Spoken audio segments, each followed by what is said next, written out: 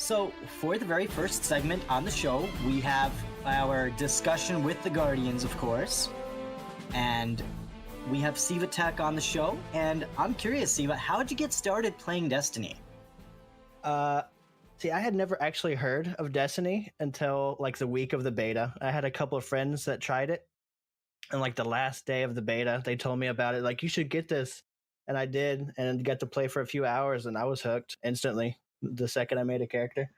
Just the world design and like movement and weapons and all that stuff. I was in it. Felt like it was an evolution of Halo as far as the movement and everything goes. Oh, yeah, it's like Halo got a mega facelift. Yeah. Gorgeous. Absolutely. Yeah, I remember when we first started playing Destiny, when we heard about Destiny coming out, it was kind of exciting because Bungie was moving on from the Halo franchise. I think Halo Reach was their last Halo game that they made. Mm-hmm. And everybody was really speculating about what Bungie will do. And we knew that Bungie makes the best first-person shooter. The shooting mechanics are second to none. They're so good. And we played the beta. I think we got an invitation to play. And as soon as we started playing it, we loved it.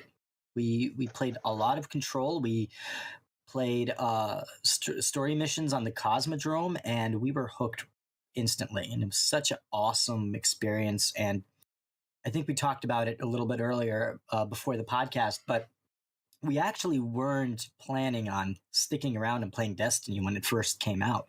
We thought we were going to play Destiny for maybe a couple weeks, maybe a month, until the Call of Duty game came out, and then we were planning on switching over to Call of Duty. We did buy it, but didn't like it, and we went back to Destiny pretty immediately, and we never looked back. We've been playing ever since, and it's been the coolest thing for me personally because I love Destiny. Destiny is my favorite game. Yeah, you were the one who basically got us both to play this. You pushed for it. I remember. It was right around the beta time and everything. We were on Xbox One at the time. And yeah, you were just like, yeah, we should play this. And we did, and we got into it that first weekend, and then we're just like, man, is it September 9th yet? I'm pretty sure it's safe to say that I was a catalyst for change. We're the better. And I still remember playing the second strike. It was the Fogoth strike, and it was me, you, and our good friend Swirly. And it took us like 3 hours to beat that strike. We had green weapons, green armor. We were very much underpowered for the activity, but we grinded through. And the feeling that I had when I actually finished that activity was so awesome. And the camaraderie that you have when you're actually playing with two other people, this really challenging activity, and then you finally are able to finish it, the feeling is so good. Such a good feeling.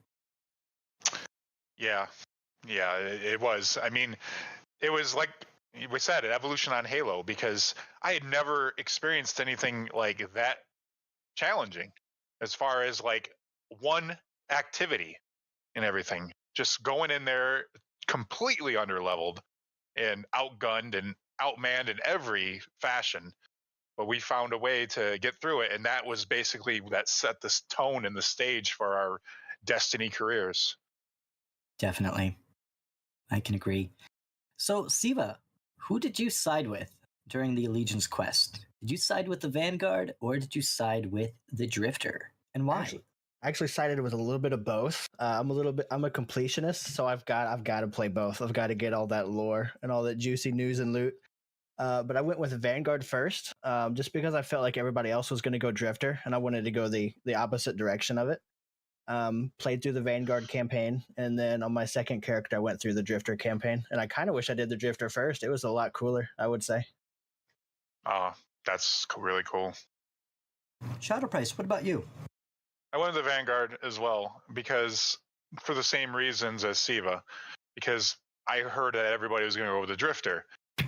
And from what I hear, it was probably kind of the right choice, just to do so to some implications and things that are in the lore that you find out as you're going through it.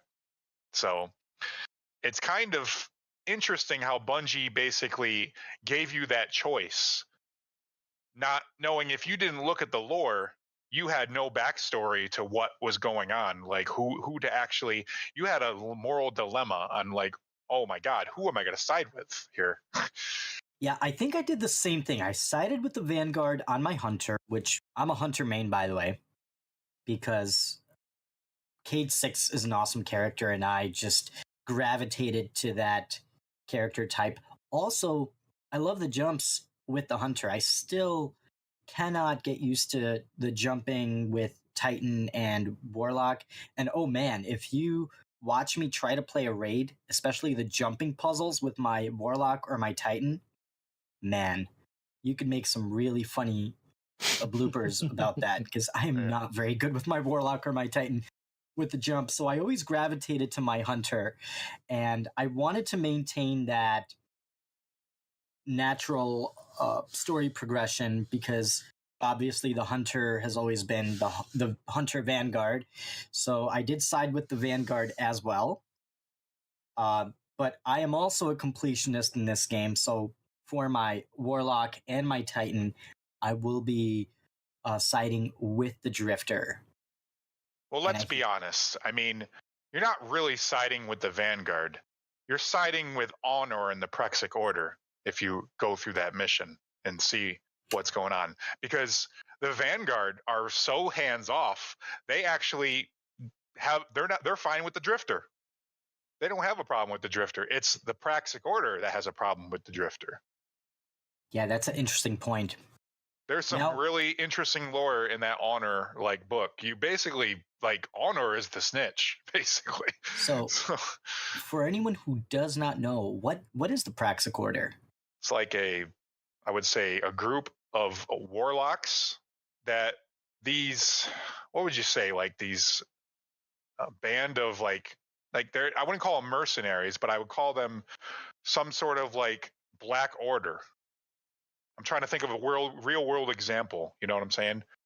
Not as crazy as the Illuminati, but something a little, lower on the list there. Talking like a vigilante. Yeah, kind of thing? yeah, something like that. Yeah, basically. Like, think Deadpool, but a bunch of them, and they're just a bunch of warlocks. But they have a code apparently, but they're trying to protect the city, but they do it in some very shady ways and everything. So as you read through the lore, you'll find out. I don't want to spoil anything for people until they have had a chance to read through the lore.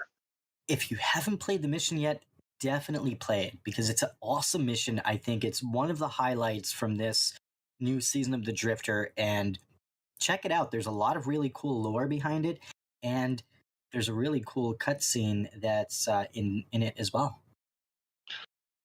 Yeah, it's really cool. It's some of the best lore that we've gotten, like, to date in game and everything. So a lot of people have said that this new season has some of the most awesome lore that we've had ever.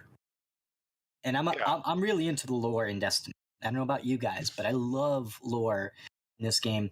I read the Grimoire anthology. As soon as it came out, I picked it up. I pre-ordered on Amazon. I got it on release day, and I read through it in one sitting. I was so into it from the very beginning, and it's such an awesome read. If you haven't read it, check it out. It's available on Amazon. I think it's only like $17. Definitely worth the read. Do you have the Grimoire anthology, Siva? I do not. Is this like a compilation of all the lore in Destiny? I believe it's the first. I want to say the first Book of Sorrow, right, Corin? I believe that's what it is. The Book of Sorrow. Yes, it is the Book of Sorrows. It's a compilation.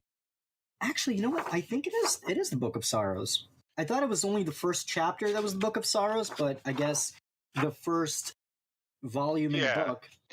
And you got to think that's probably one of the beginning stories in Destiny, because those stories of the Hive, when they were called the Krill back in Fundament, is like probably since the beginning of Destiny. So it's almost like the genesis of Destiny, the beginning. Yeah, it gives you the first 3 chapters in Dark Mirror, and part of it is the Book of Sorrows, which is the first chapter in the book. Well worth a read.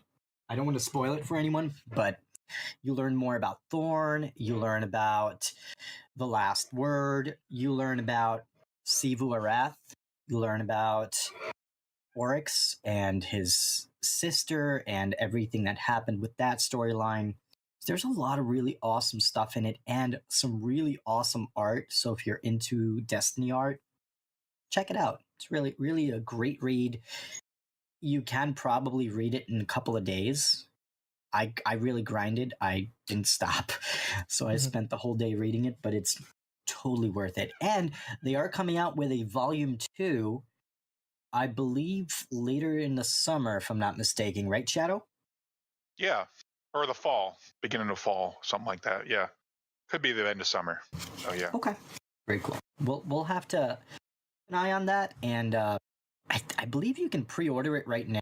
It's either available for pre-order or you can sign up to receive updates on it. But check out the Bungie store. Oh, speaking of the Bungie store, we need to talk about something. We have an elephant in the room about the Bungie store, because there's some things going on with it that I'm not exactly excited about. And Shadow Price will agree with me on this one. Yeah. What is up with the shipping rates on all of these items that you guys are selling on the Bungie store? It's insane. If you look at the Book of Sorrow or the Grimoire Anthology, it's a $25 book, but then they're charging you another $15 for shipping? Come on, guys. I don't think that's fair or just or appropriate for them to inflate the shipping cost by so much, especially for hardcore fans like us who want to buy your merchandise and your things. Yeah, I agree. What do you think about that, Siva? I actually didn't know that they were doing that. I actually bought like one of the collector pins a couple days ago, and the shipping was I think $5. But that's just like a bubble wrapped envelope that comes in. What kind of packaging and stuff does the books come with that could warrant that? Yeah, a couple of things that you'll buy on there are reasonably priced. If you buy a shirt, they're only going to charge you like $4 or $5 for shipping. That's not too bad. Seems like the little things that, just like you said, pins and shirts and stuff are fine. I remember I tried to purchase a Bungie mug because it looks awesome. Okay, it was a $15 mug, but then by the time I was done, after the shipping, it was like $30. And I was like, guys, come on. You're charging me $15 for a cup, and then I have to pay $15 for you to ship it?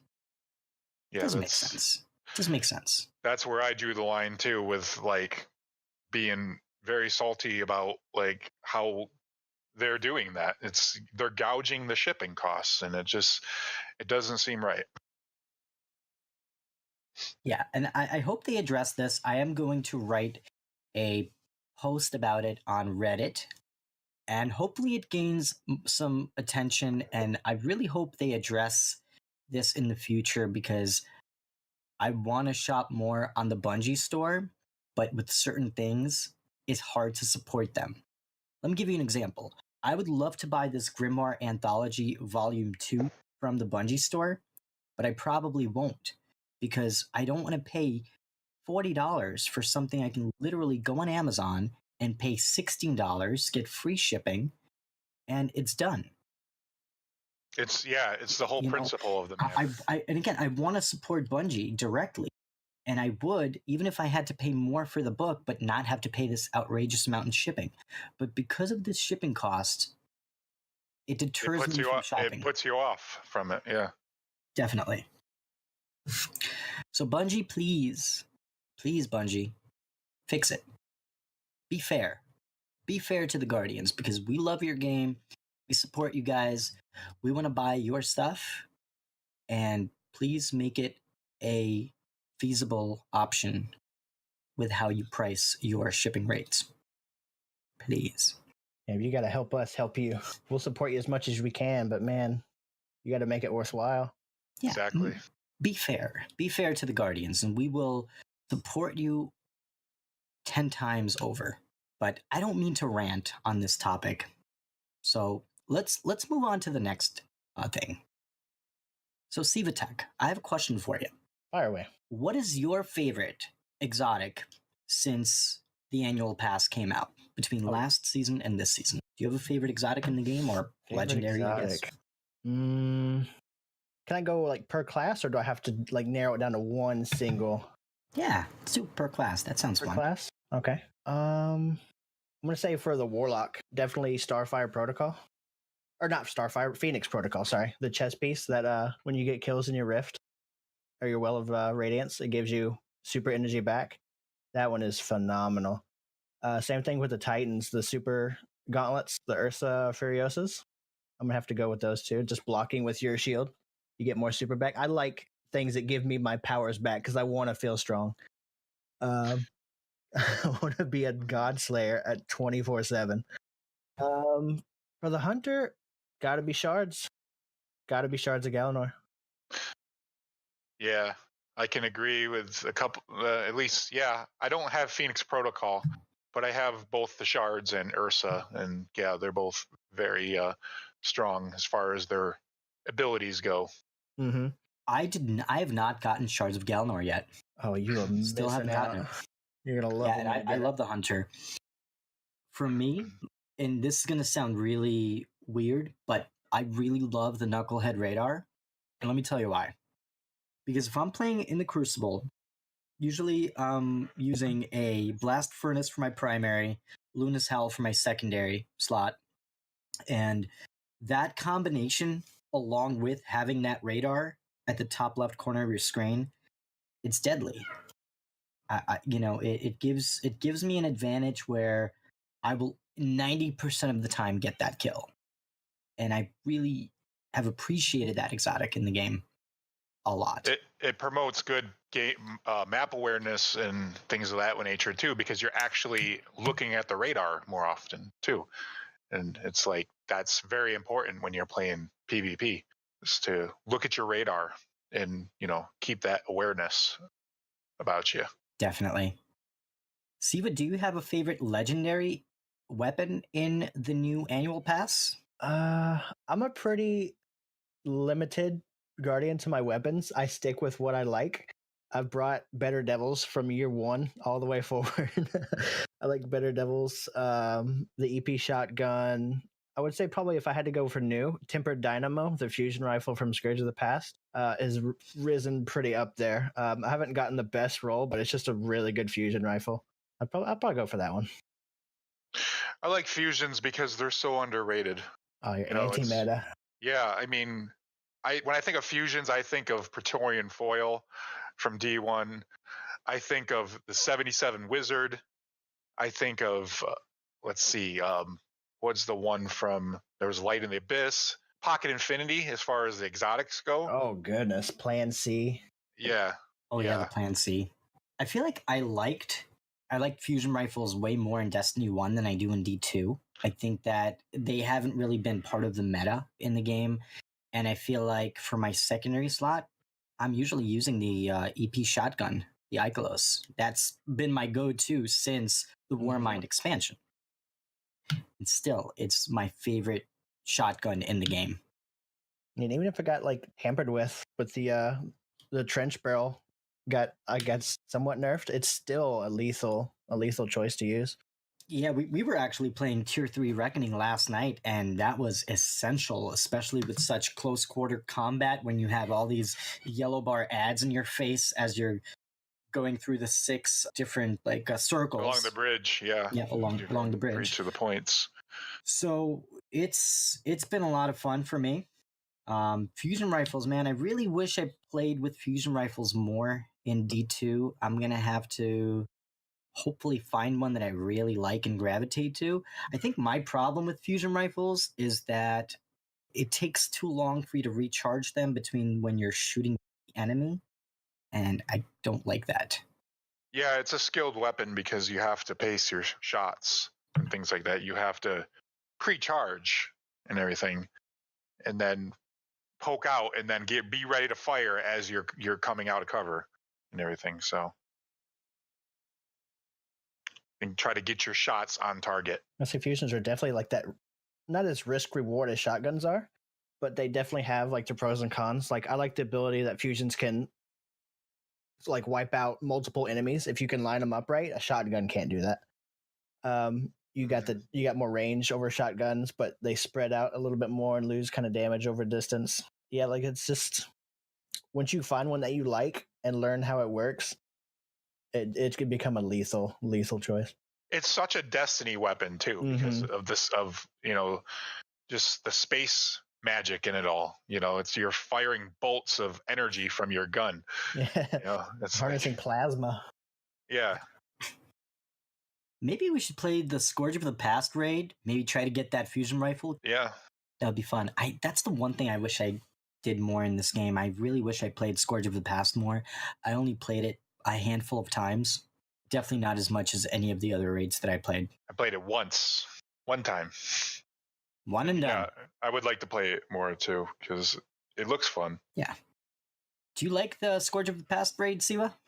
I would say not as much as the other ones. It's definitely more chaotic and less mechanic heavy, I would say, than like Leviathan or Last Wish. Oh, Last Wish was intense just for the length and mechanics of it. Scourge is just like, I think it's like a good bite-size raid. I would compare it to like a Crota raid. Just a couple encounters that you can knock out. See, what I really liked about Scourge, especially when you go into the first area of the raid, it's like this city that you have to travel through. It's so different from anything we've experienced. And I really like that. Or the part where you're doing the race through the fire pits. Oh, that is so fun. So much fun. Yeah, it's almost like the Death Zamboni in yeah.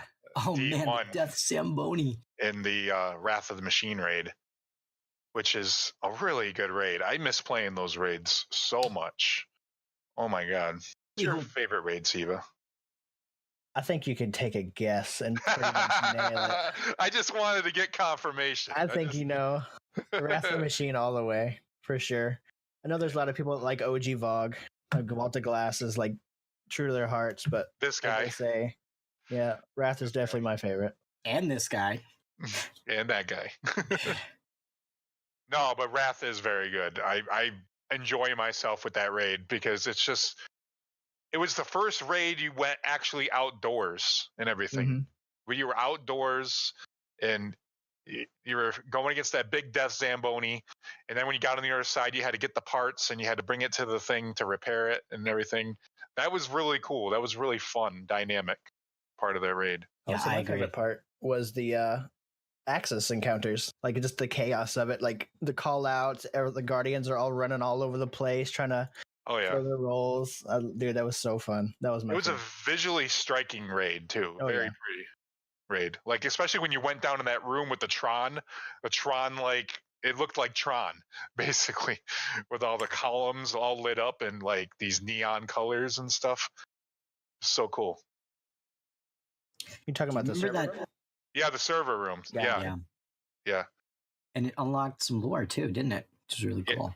When you go on those platforms and everybody did it all at the right time, it unlocked some extra things. I like that idea.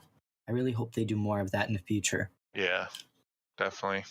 And you got the Outbreak Prime from solving that riddle with the binary, reading binary. Ooh. That was really interesting. That was a really unique addition to the game with the binary code and how it all came together. It was so awesome. I wonder how they would reintroduce that gun in Destiny 2. Like, are we going to have to read binary again? Or there'll be some sort of other wrinkle involved, I'm sure. So if you want to keep it canon and like lore-wise, there is Siva, caches on Nessus. And I think if they were to bring it back, Failsafe would come into play with that because since she's a sentient AI, she could probably just decipher the binary for us. We wouldn't have to do that. Oh yeah, we got a binary decipherer right in front of us. Yeah, that's awesome. So now, Siva, what is your favorite game of all time? I would say I'm gonna go in terms of what I've spent the most hours in. I'm probably gonna have to say Borderlands 2. I think I've logged more time in that than I have in Destiny 1 or 2. But it's very close. Those are definitely the top 3. What would you say is the thing that you like the most about it? About Borderlands, Borderlands, yeah. just the loot, so much loot, never-ending loot. Hmm. The aesthetic of it was cool too. I don't think I've ever. Is there any other game that looks like that with the cell shading? Not to that extent, I don't think. And they have their own aesthetic that is really sets them apart. Yeah. Yeah, the art style is really unique, and I'm really curious to the third installment because, I mean, they've been working on it for quite some time now. What year did Borderlands 2 come out? I want to say it's 2012. Correct. Yep. Okay. 2012. Yeah, That's- and I was thinking, yeah, you So like that would the give looter them shooter 7 aspect. years. That would give them 7 years to have worked on it. That's awesome. That's so much time. Yeah. And just to put that into perspective, between GTA 4 and GTA 5, that was only 5 years. And look how big and massive that game was. Yeah. So then- Borderlands has so much potential. Yeah. Do you think if we get a Borderlands 3 this year, Destiny's gonna lose some players because of that? I'll be one of them. Destiny will take the back burner. Sorry, Bungie, but man, I gotta stick with some Borderlands.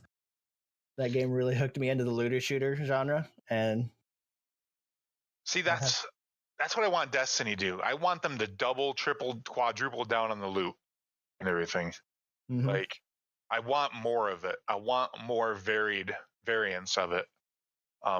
Other burns, introduce some new burns. I know it's not canon or anything like that, but maybe it can be. Yeah, this is actually my biggest issue with the annual pass, and it's that there's no vendor refresh.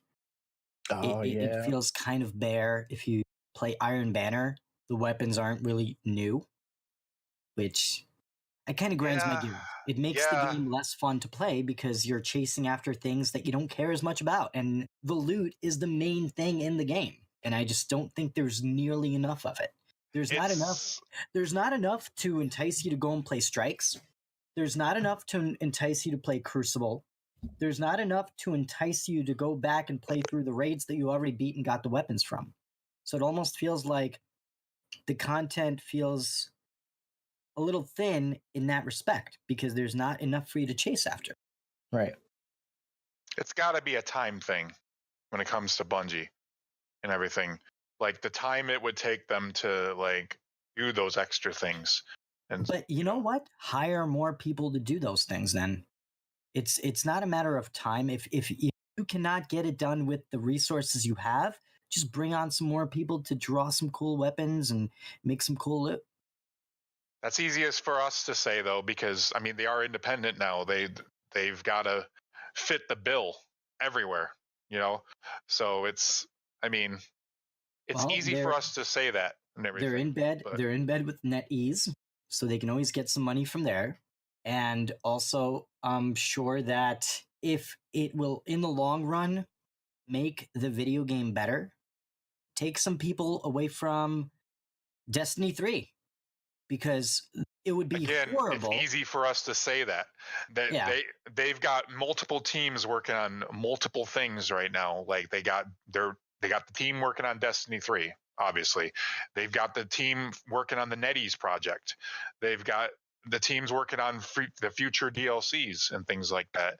You got the marketing teams. You got the teams that are trying to probably figure out what they're going to do about the publishing aspect and everything, with Bungie now being their own bosses basically. So there's a lot of allocation going on right now within the company. So I think what they did with a lot of these passes, they were already like complete and everything. So Vicarious Visions, they are doing Season of Opulence. Bungie already said that was going to be their swan song and Mhm. everything. So we'll see what Bungie's going to add on in addition to that, if they're going to put anything additional in there. There'll be a lot of quality of life things, probably quality of life improvements, but how will the content look based on, that being the final piece tied to Activision and everything? Yeah, it'll be really interesting. And actually, about Season of the Opulence, I want to say next week, a bunch of Destiny community members have been invited to the Bungie studio to play the new content and give feedback on it. So I'm really interested to see what the outcome of that will be. Yeah, they're going to be able to give direct feedback, sounds like, and hopefully they'll be able to keep people's best interests at heart and what they think, that people want to see in this game and everything. Well, I mean, obviously, they won't be able to probably change too much. I mean, it's more just feedback, probably. It's more just what we can get after that, what Bungie is control of after Season of Opulence. Like, Yeah, I'm really excited to see what happens after Season of the Opulence, because Luke Smith did hint at Vault of Glass in some way. So Twice. I'm really hoping that's what comes next. I really hope we get to go back into the Vault of Glass, because for me, I'd love to experience these things on the PC. And for me, I mean, the Vault of Glass, again, it's my favorite raid of all time. And it's very special to me.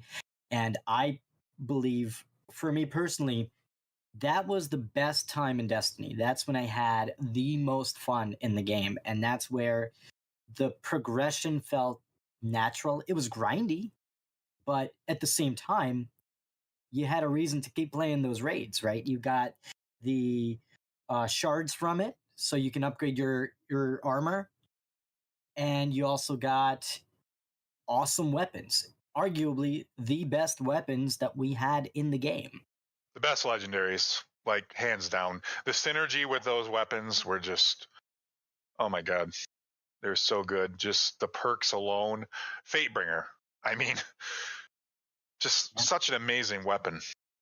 Fatebringer, Vision of Confluence, Praetorian Foil. Oh, Corrective Measure. Hesitant Vengeance. I mean, yeah, the whole list. Vex Mythoclast before the nerf. I mean, if you got Vex Mythoclast that first week, oh man, you were a unkillable. Crucible god. You were killing. That was a lot of fun. If only I Those could were turn some good back times. time. Who remembers the loot cave on the Cosmodrome? Who could forget? If you were there, you'll remember. I mean, it was like a ritual. You would see people grouped up right on that little mountaintop shooting at the cave for hours on end. And oh man, I had so much fun. Was there anything like these things in Borderlands 2, Siva? Like these things that we experienced in Destiny as far as raids go and, the secrets of the loot caves and things like that? Raids, no. I would just say like singular boss fights is what Borderlands had. Nothing of like the caliber that Bungie's been putting out with their raids. Right. But they had like some really interesting dialogue and funny story and stuff like that. Oh, for sure. In the game. Yeah. But your character was kind of a mute, right? Your character didn't talk or anything, did they? I don't think they talked very much now that you bring it up. I never really paid attention to it. Yeah. I mean, Claptrap was like your ghost, basically, in a way, for a bit. But then he kind of just chilled on his own and stuff. I got to level 30 in that game, and then I got playing Black Ops 2. And I got sucked into Black Ops 2 and zombies.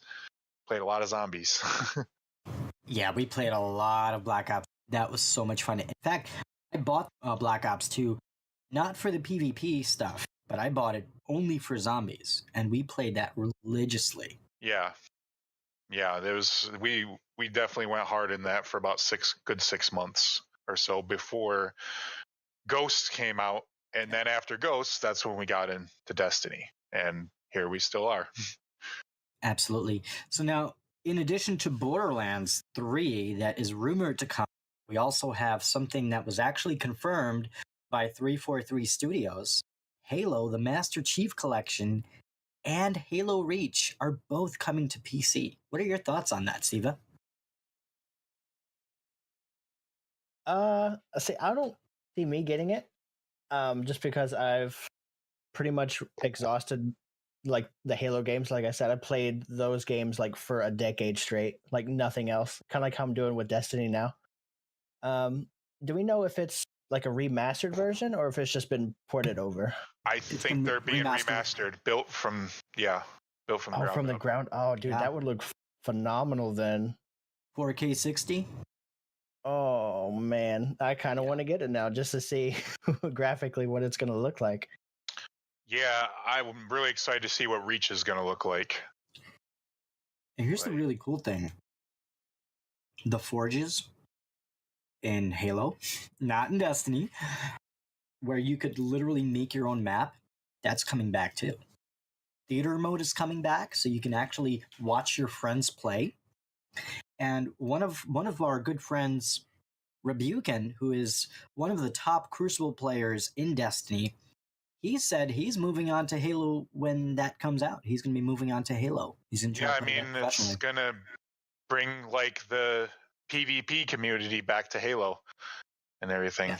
So that is exciting. That has a lot of definitely interesting implications when it comes to Destiny. I might have to definitely add that game to my playlist of games. Yeah, absolutely. And you can probably get the Master Chief Collection for pretty cheap if you don't already have it. So, and I'm pretty, from what they said, Halo Reach was going to be a DLC, essentially. So you'll probably have to pay $10-$20 and you'll have access to all of the content there, which right. And they're rolling one out per time, per, they're doing Reach first.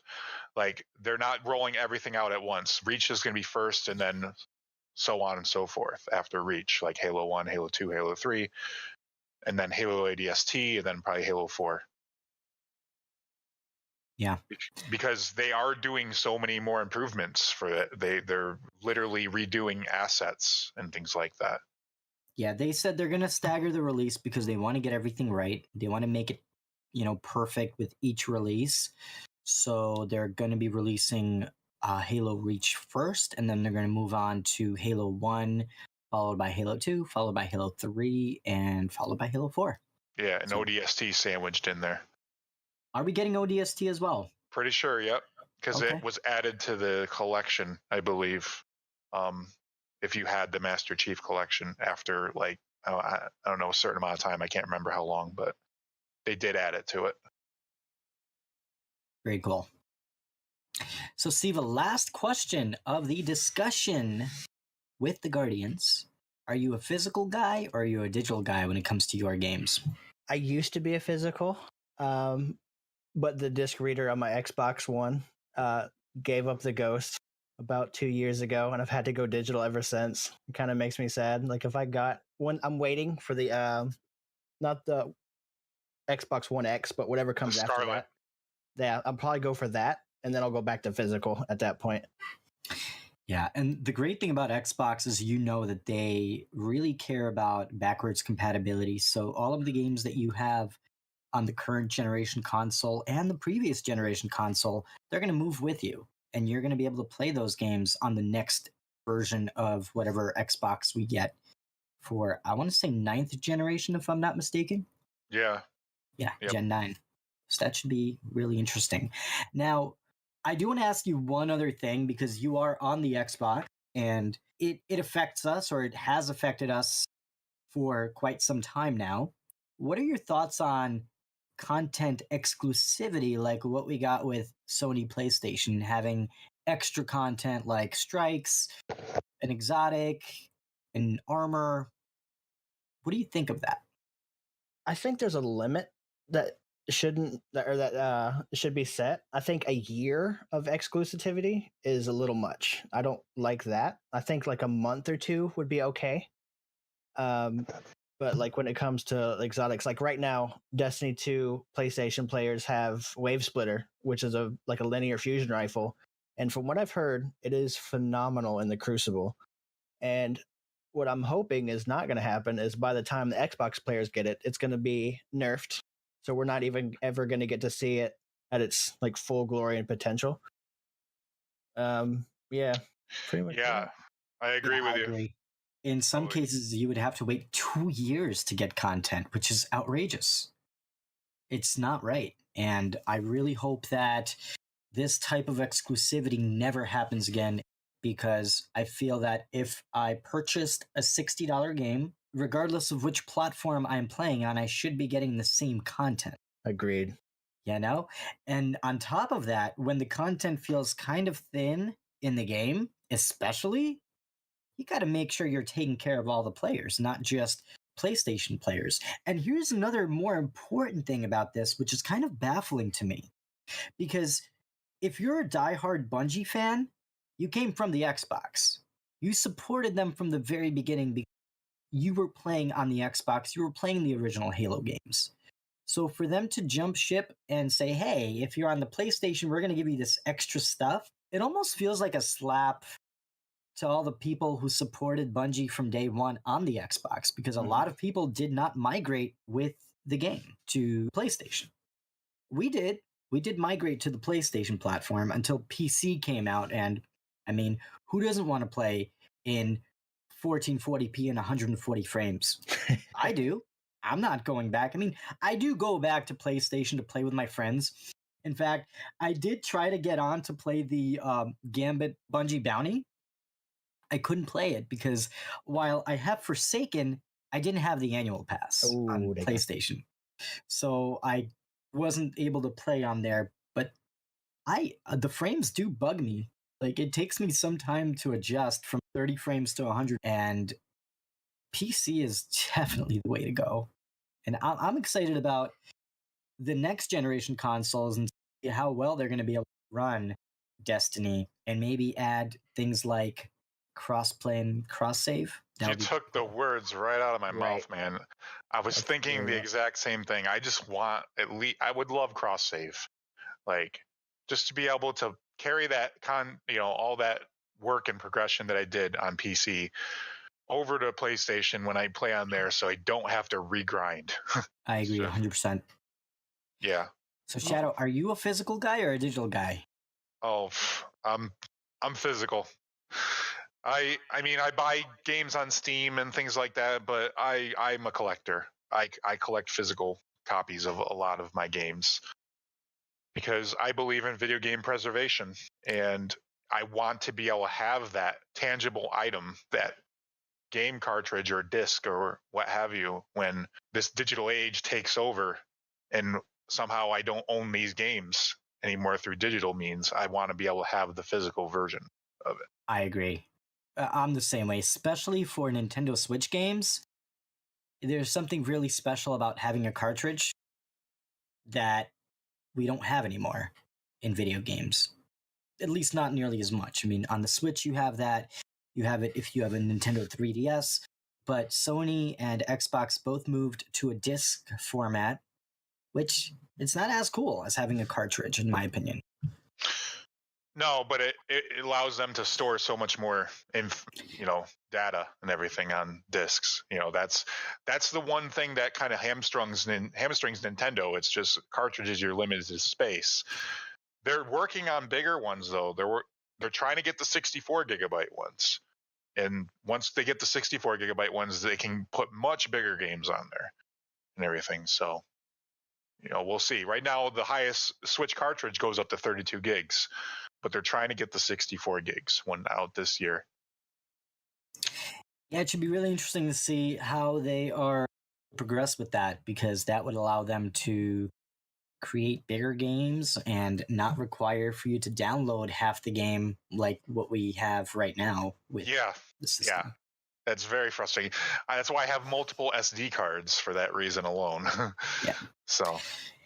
And the other thing that really kind of worries me about digital games, like, I understand the convenience of not having to put the disc in or put the cartridge in, but then you have things like PT. It was a demo that came out for PlayStation, and even if I got the demo, I have it, I can't play it because Sony removed it from you being able to even download it. And I'm very much against that idea. I feel that, again, video game preservation is very important. And what happens long after the servers are no longer active within whatever game you're playing? Look at the Wii, for example, right? You can't buy Wii games anymore. The eShop on the Nintendo Wii, it's pretty much dead, right? Yeah, You have to get them through other means, eBay and Amazon physically and everything. So, or think about like original Xbox games, and I get not everybody's going to want to play a game that's 20 years old, but some people will. And I think it's important to preserve the games that come out not only today, but 20 years from now, 30 years from now. Yeah, I'm a big proponent of that. Yeah. I have one more question for Siva too, actually. When you stream on Twitch and you stream Destiny, are you more of a PvP or a PvE like streamer? PvE almost exclusively. Yeah, gotcha. I'm not much of a Crucible fan. So you enjoy raiding and things like that? Oh yeah, raids. I actually like whenever I was streaming. I haven't streamed in a while now, but I would just stream strikes and just like patrols and stuff like that. It's not mentally like tasking. That way I can interact with the stream more and kind of just turn my brain off and play, and then just be able to focus on like talking and communicating with the audience. Like, talking to chat and everything like if you ever stream doing a raid, it's really hard trying to hear your teammates with their call outs, make your own call outs, interact with the stream. It's a lot to juggle. So it's much easier to do strikes and for sure. Engage with the chat and everything, I'm sure. Yeah, that makes sense. Destiny 1 strikes or Destiny 2 strikes? What do you prefer? I would say Destiny 1. Me too. Oh, the bosses were so much more... They were so more iconic. I felt like. Actually, probably about a month ago, I actually went back to good old what was it called? It wasn't called EDZ, just Earth, I guess, wasn't it? Cosmodrome, that's what it was. I went back there and I was just like, you know what? I want to kill me some Omnigul right now. I've been missing her. So I went back. I queued up that strike straight from the register. And it didn't pair me with anybody. I had to solo the whole thing, and it made me really sad that nobody else was doing that. Corn, we need to hop on some Destiny 1 sometime again soon. Absolutely. And guess what? We can hop on right on Xbox because that's where everything started. Dude, I still have the blacksmith shader on Xbox. That's so special. I never got that one. The most special shader. That's the best thing that came out of Call of Duty Advanced Warfare.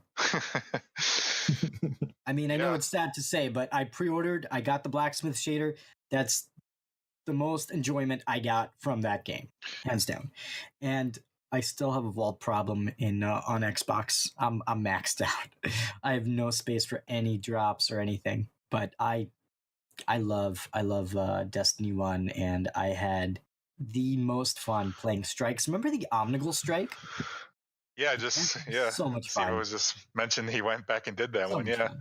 So much fun. Yeah, that and Nexus. I love the Nexus because I love the music. I love just the ominous nature of it. Do you remember where we used to like stay up top and then we had to keep killing that Praetorian that kept coming from behind you guys us? were ledge huggers. Oh yeah. And then it spawned you down bottom after a while, right? I think they changed it where they spawned you down bottom. You couldn't stay up there anymore. Yeah, man, those were the days. It was so dangerous down there. You just would die instantly anytime you got hit by that splash damage from Nexus. I love the fact that in Destiny 1, in a way, you were able to play the game your way.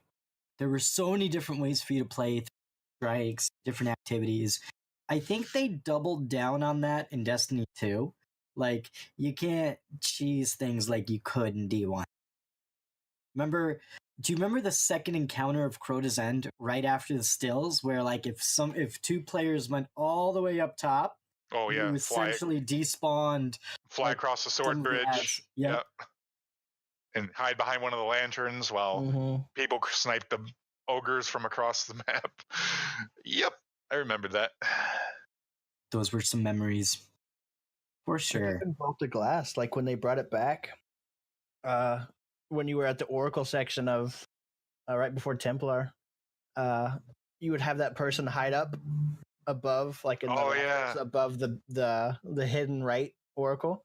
And like they could have easily put in a barrier there. I don't know why they never did it.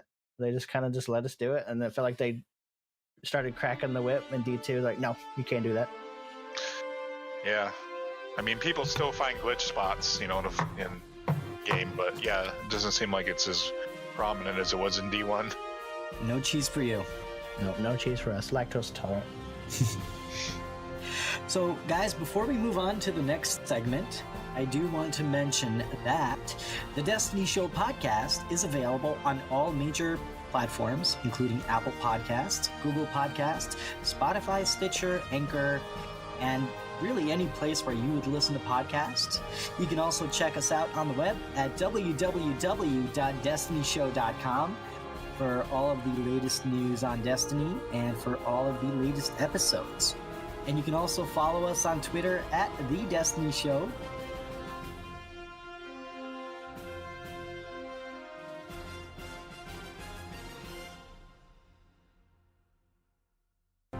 Catch us live every Thursday night at 7 p.m. Eastern at twitch.tv/The Destiny Show. If you like the show, please share with friends, subscribe, and hit that notification bell for more Destiny content. You can find the Destiny Show podcast on Apple, Spotify, Google, Podbean, and all major podcast platforms. New episodes available Fridays.